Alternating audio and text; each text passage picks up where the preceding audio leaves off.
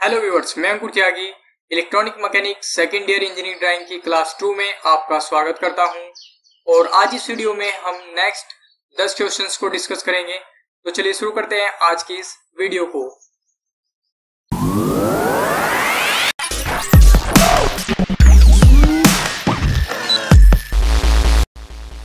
सबसे पहला क्वेश्चन है, read the below electronic sign और सिंबल, यानी कि नीचे दिए गए इलेक्ट्रॉनिक संकेत या फिर प्रतीक को पढ़े।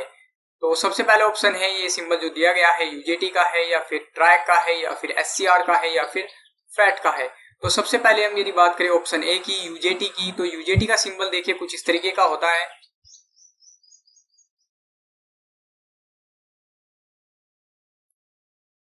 ये दूसरा टर्मिनल हो गया और ये आपका तीसरा टर्मिनल हो गया। इसको बोलते हैं B2, B1 और ये हो गया आपका एमीटर। तो ये सिंबल हो गया यूजेटी का, यानी कि ऑप्शन ए यहां पर हो गया गलत। ऑप्शन बी है ट्रैक। तो ट्रैक का सिंबल को हम ड्रॉ करेंगे।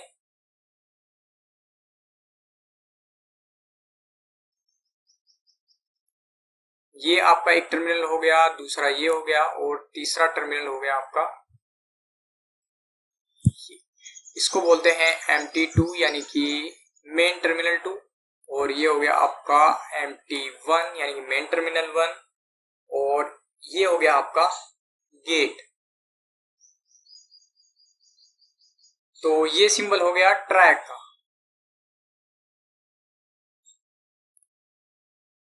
तो यानी कि ये भी आपका हो गया रॉन्ग। ऑप्शन सी की हम बात करें एससीआर का सिंबल, तो एससीआर के सिंबल को हम ड्रॉ करेंगे। तो इसके लिए हमको क्या करना है, सबसे पहले एक डायोड को बनाना है और ये हो गए, यानी कि इसके दो टर्मिनल हो गए। एक हो गया एनोड, दूसरा हो गया इसका कैथोड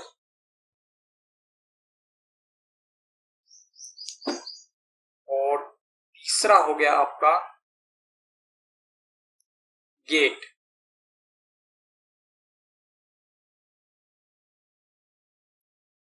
यानी कि जी। तो ये सिंबल हो गया आपका एससीआर का। तो ऑप्शन सी इसमें देखिए सही हो जाएगा। चलिए चलते हैं नेक्स्ट क्वेश्चन की तरफ।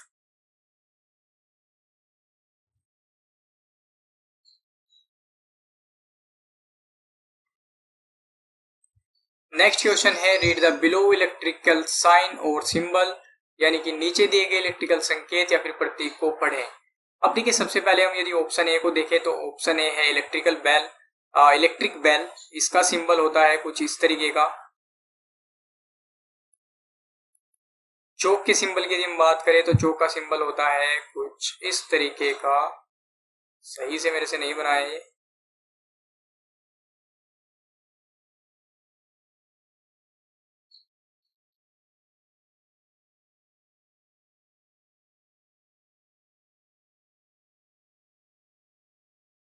तो ये हो गया आपका चौक का सिंबल।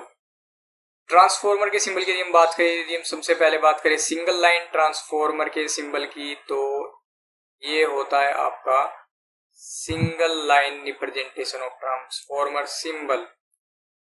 यदि हम मल्टी लाइन की बात करें तो इसमें आपका आ जाएगा मल्टीपल लाइन्स। हम यहाँ पर ड्रॉ कर देंगे।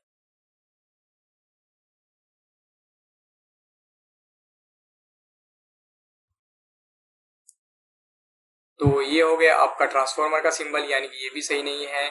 और इलेक्ट्रोमैग्नेट, देखिए इलेक्ट्रोमैग्नेट के सिंबल की हम बात करें तो इसमें एक एक मैग्नेटिक मटेरियल होता है और उसके ऊपर लपेटा जाता है कोइल को।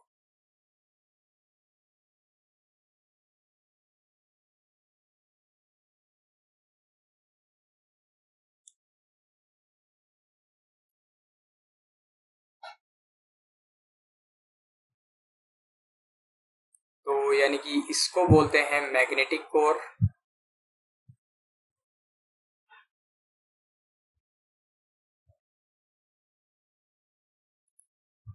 और ये होगी आपकी कोइल। तो ये सिंबल होता है आपका इलेक्ट्रोमैग्नेट का। तो यानी कि इसमें राइट आंसर हो जाएगा हमारा ऑप्शन डी, इलेक्ट्रोमैग्नेट। चलिए चलते हैं नेक्स्ट क्वेश्चन की तरफ।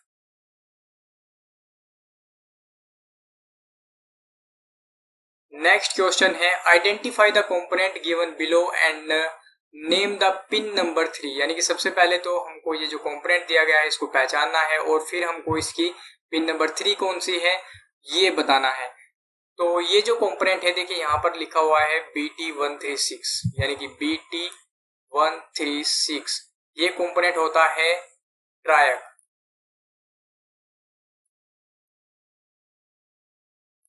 ये कंपोनेंट होता है ट्रायक, याद रखना इसको, इंपॉर्टेंट क्वेश्चन है। और इसकी यदि हम पिन नंबर 3 की बात करें, देखिए इसको ऐसे ही हमको अपने सामने रखना है। और तो ये इसकी हो जाएगी पहली पिन, ये हो जाएगी इसकी दूसरी पिन और ये पिन हो जाएगी इसकी थर्ड पिन। तो इसमें जो पहली पिन होती है वो होती है हमारी MT1 यानी कि मेन टर्मिनल 1। तो पहली पिन होगी मेन टर्मिनल 1। यदि हम नंबर 2 पिन की बात करें तो ये होती है मेन टर्मिनल 2 यानी कि MT2, ये हो गई पिन नंबर 2। और पिन नंबर 3 होती है इसमें गेट, यानी कि ये हो गई आपकी पिन नंबर 3। तो इसमें राइट आंसर हो जाएगा ऑप्शन सी, यानी कि ट्रायक है। और तीसरी पिन कौन सी है इसमें, गेट है। चलिए चलते हैं नेक्स्ट क्वेश्चन की तरफ।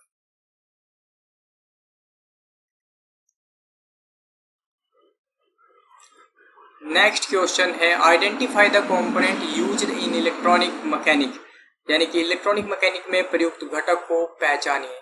अब ये जो देखिए कंपोनेंट है ये आपका है 7 सेगमेंट डिस्प्ले, यानी कि इसमें ऑप्शन बी सही हो जाएगा। और ये जो देखिए इसमें 7 सेगमेंट होती हैं, ये होती है आपकी पहली सेगमेंट, इसको बोलते हैं ए, ये होती है आपकी सेगमेंट बी, ये होती है आपकी सी, और ये होता है डी, और इसको बोलते हैं ई, एफ, ये हो जाएगी, और ये हो जाएगी जी, बीच वाली जो है। तो ये इसमें 7 सेगमेंट्स होती हैं, तो इसमें राइट आंसर हो जाएगा ऑप्शन बी, 7 सेगमेंट डिस्प्ले है ये। चलिए चलते हैं नेक्स्ट क्वेश्चन की तरफ।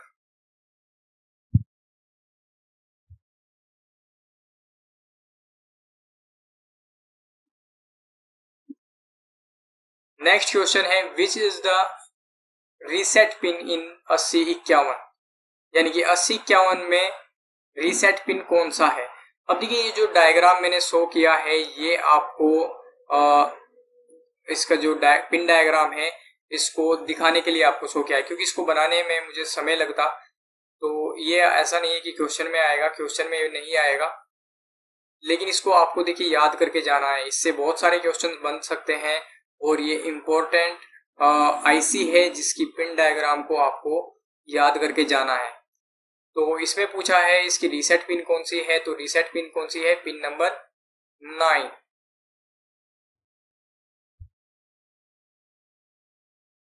तो रीसेट पिन इसमें कौन सी है, पिन नंबर 9। इसमें देखिए बहुत सारे क्वेश्चन इसमें बन सकते हैं, जैसे टाइमर, जो टाइमर पिन्स हैं वो कौन कौन सी है, तो 14वीं और 15वीं पिन इसमें टाइमर के लिए पिन्स हैं। इंटरप्ट के लिए इसमें 12वीं और 13वीं पिन्स हैं। और इसी तरीके से देखिए रीड राइट के लिए पिन है। तो कोई भी आपकी जो पिन है इसको पूछा जा सकता है, ये इंपॉर्टेंट है और इसको आपको देखिए याद करके जाना है। एक्सटर्नल क्लॉक के लिए इसमें क्रिस्टल बाहर से जोड़ा जाता है, तो किन पिनों पर जोड़ा जाता है, तो वो 18वीं और 19वीं पिन पर जोड़ा जाता है। ये कितने पिन की आईसी है ये भी पूछा जा सकता है, तो ये 40 पिन की आईसी है। इस तरीके से भी देखिए क्वेश्चंस आपके पूछे जा सकते हैं। तो आपको सभी क्वेश्चंस को लिए तैयार रहना है। तो आपको इस जो आईसी है इसका पिन डायग्राम को याद करके जाना है। तो यहाँ पर हमारा पूछा था 8051 में रीसेट पिन कौन सा है, तो रीसेट पिन हमारा हो गया पिन नंबर 9, यानी कि ऑप्शन डी इसमें सही हो गया। चलिए चलते हैं नेक्स्ट क्वेश्चन की तरफ। नेक्स्ट क्वेश्चन है which is the output pin number IC555, यानी कि आउटपुट पिन नंबर IC555 का कौन सा है। देखिए कुछ आईसीज ऐसी हैं जिनको आपको प्रिपेयर करके जाना है पिन डायग्राम को। यदि मैं यहाँ पर बताऊं, देखिए आपको 8051 तो आपको याद करके जाना ही है, 8051 की पिन डायग्राम आपको याद करके जानी है, IC 555 की पिन डायग्राम आपको याद करके जानी है, एक IC है 741 ओप एम्प की IC है, इसकी भी पिन डायग्राम आपको याद करके जानी है, एक IC है 7447, ये है BCD to 7 सेगमेंट डिकोडर, इसकी भी पिन आपको याद करके जानी है। पिन डायग्राम आपको इन चारों के पिन डायग्राम तो आपको याद करके जाना ही है। अभी फिलहाल मेरे यही याद आ रही है IC जो इम्पोर्टेंट है, जिससे रिलेटेड क्वेश्चंस पूछे जा सकते हैं। तो ये चारों पिन आपको पिन डायग्राम इन चारों ICs के याद करके जाना है।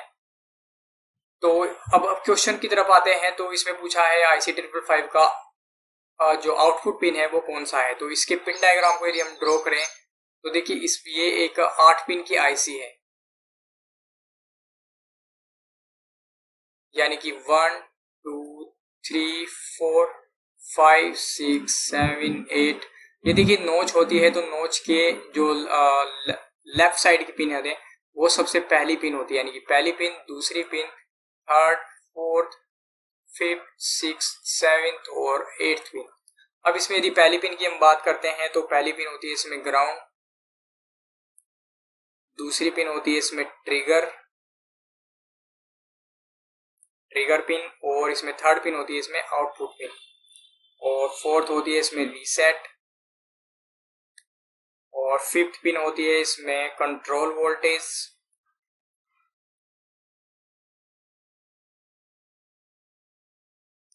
और सिक्स्थ पिन होती है इसमें थ्रेशोल्ड,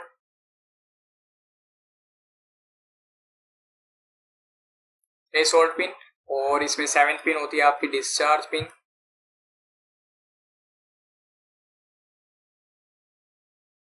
डिस्चार्ज पिन हो गई आपकी इसमें, और एट्थ पिन होती है इसमें VCC। तो इसमें क्वेश्चन में पूछा है आउटपुट पिन का नंबर कौन सा है। तो आउटपुट पिन कौन सी है हमारी, पिन नंबर 3।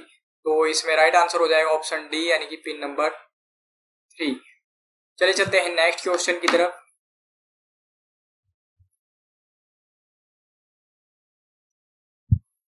नेक्स्ट क्वेश्चन है, in which following full wave rectifier circuit is correct, यानी कि इनमें से कौन सा सही पूर्ण तरंग निष्ठकारी परिपथ है।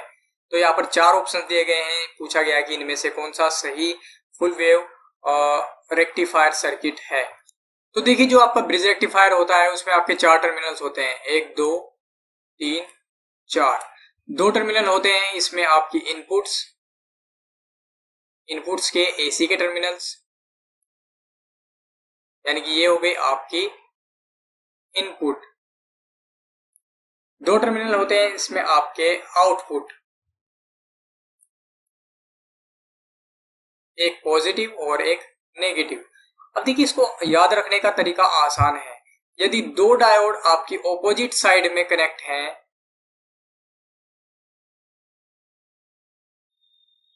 ऑपोजिट साइड में आपकी कनेक्ट है, तो ये आपका AC का टर्मिनल हो गया।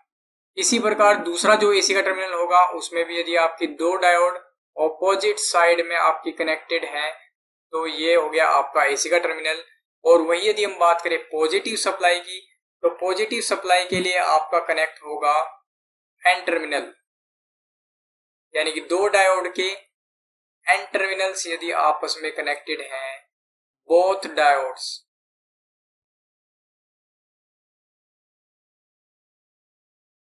डायोड्स के N टर्मिनल यदि आपस में कनेक्टेड हैं तो वो होगा आपका पॉजिटिव टर्मिनल।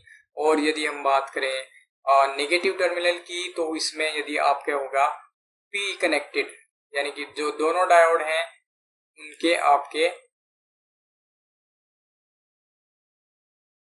P यदि कनेक्टेड है तो वो होगा आपका नेगेटिव टर्मिनल।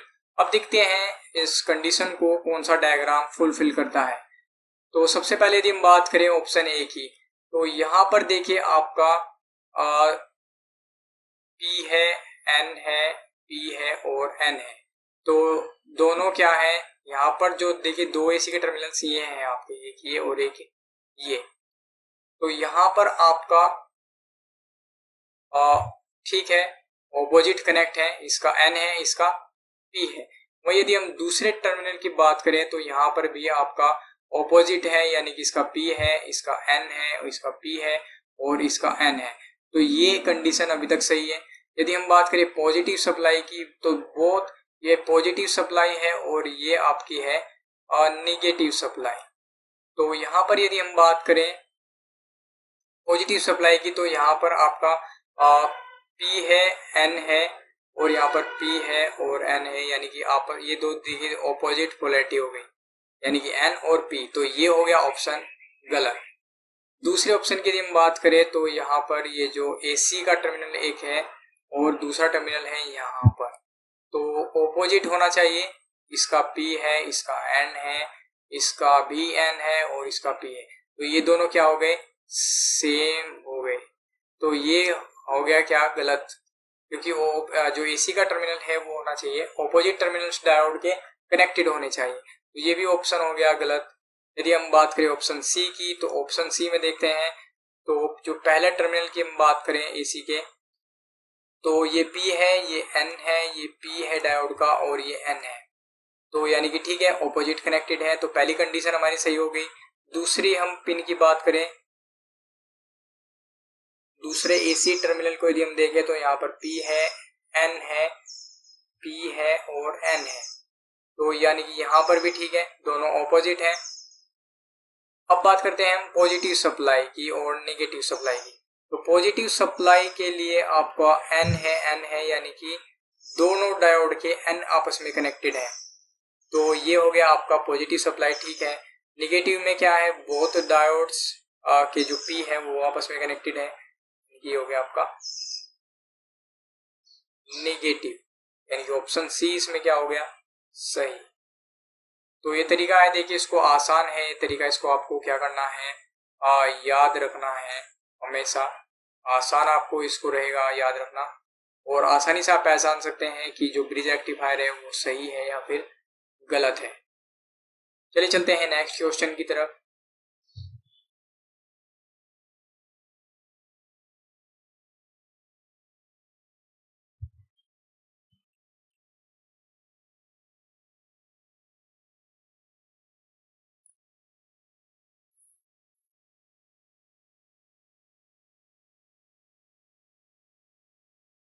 नेक्स्ट क्वेश्चन है, how many inputs are available in the 7447 BCD to 7 segment decoder use to drive the LED display, यानी कि 7447 BCD से 7 सेगमेंट डिकोडर में कितने इनपुट्स हैं LED डिस्प्ले चलाने के लिए प्रयोग किया जाता है।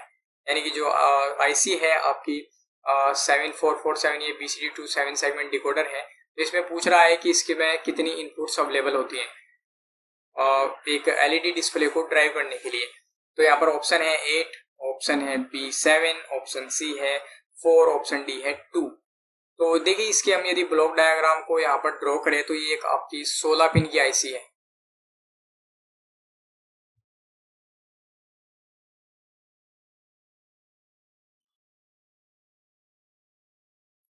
ये आपकी 16 पिन की IC है, यानी 1 2 3 4 5 6 7 8 9 10 11 12 13 14 15 और 16।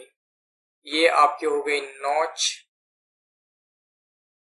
नॉच के लेफ्ट साइड की पहली पिन हो जाएगी आपकी फर्स्ट पिन, यानी 1 2 3 4 5 6 7 8 9 10 11 12 13 14 15 और 16।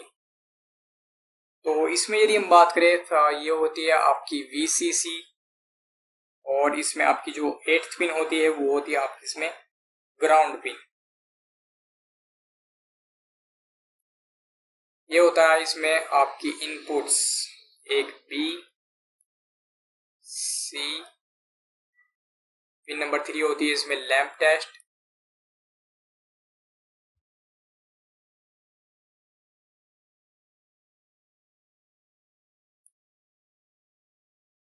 पिन नंबर 4 होती है इसमें आपकी ब्लैंकिंग इनपुट,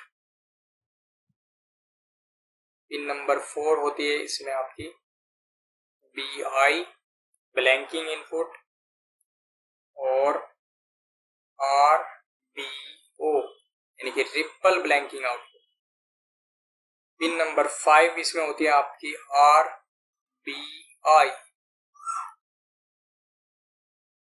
इसको बोलते हैं ripple blanking input. Pin number 6 होती है इसमें आपकी D और A। इधर होती है आपकी 7 सेगमेंट की जो आपकी LEDs हैं उनको कनेक्ट करते हैं। तो इसमें होता है, ये आपका होता है A E, और इसमें होती है आपकी F G, फिर नंबर 3 होती है A B C और D। तो इसमें जो इनपुट्स की यदि हम बात करें तो इनपुट्स होती है इसमें आपकी A B C और D, यानी कि ये होगी इनपुट आपकी, एक ये इनपुट होगी आपकी, ये एक इनपुट होगी और ये इनपुट होगी, यानी कि इसमें होती है आपकी 4 इनपुट्स। तो इसमें ऑप्शन सी यहाँ पर हो जाएगा सही, 4 इनपुट्स। तो ये भी देखिए इम्पोर्टेंट पिन डायग्राम है, ये भी आपको याद करके जरूर जाना है। 7447 IC का। चलिए चलते हैं नेक्स्ट क्वेश्चन की तरफ।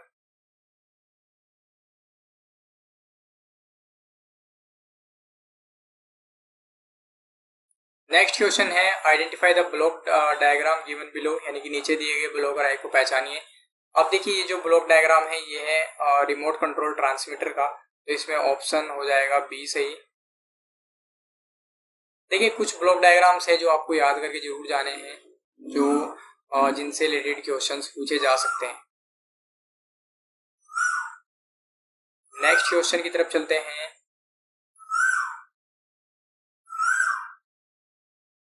नेक्स्ट क्वेश्चन है name the block x in the block diagram off switch mode power supply, यानी कि जो power switch mode power supply है इसके ब्लॉक जो डायग्राम है इसमें एक्स जो ब्लॉक है उसका हमको नाम बताना है।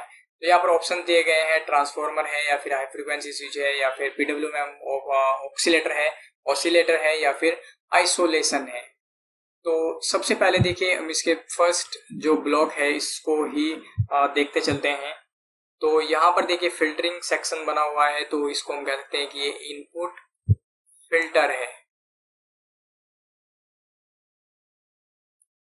यहाँ पर ब्रिज रेक्टिफायर बना हुआ है, तो ये हो गया आपका रेक्टिफिकेशन सेक्शन, रेक्टिफायर। ये हो गया आपका हाई फ्रीक्वेंसी स्विच,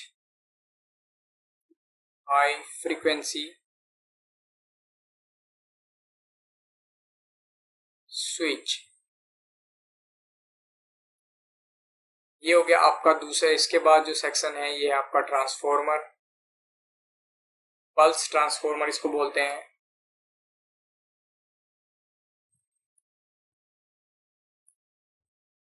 इसके बाद हो गया आपका आउटपुट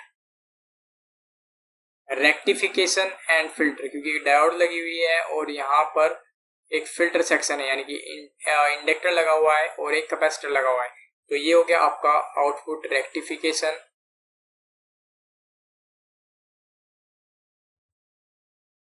एंड फिल्ट्रेशन।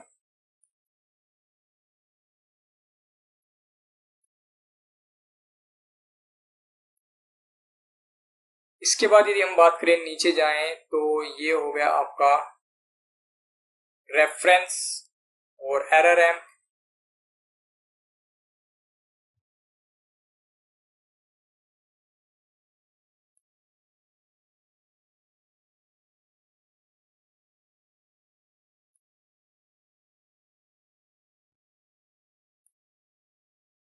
ये आपका जो ब्लॉक है ये हो गया आपका ऑप्टो आइसोलेटर।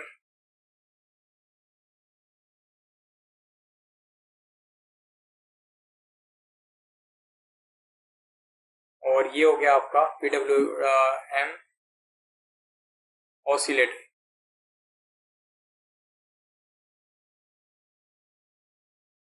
तो क्वेश्चन में पूछा गया है ये वाला जो ब्लॉक डायग्राम है कौन सा है, तो ये कौन सा है आपका हाई फ्रीक्वेंसी स्विच, यानी कि ऑप्शन 20 में सही हो जाएगा।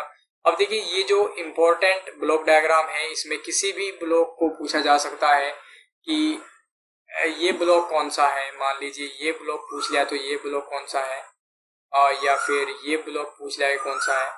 तो कुछ भी इसमें देखिए क्वेश्चन बन सकते हैं। तो इससे अच्छा है कि आपको देखिए कुछ ब्लॉक डायग्राम्स हैं जो पूछे जा सकते हैं, तो उनको आपको जरूर प्रिपेयर करके जाना है। नेक्स्ट वीडियोज में मैं आपको उनसे रिलेटेड भी क्वेश्चंस लेकर के आऊँगा। तो तब तक के लिए keep watching, keep learning, thank you.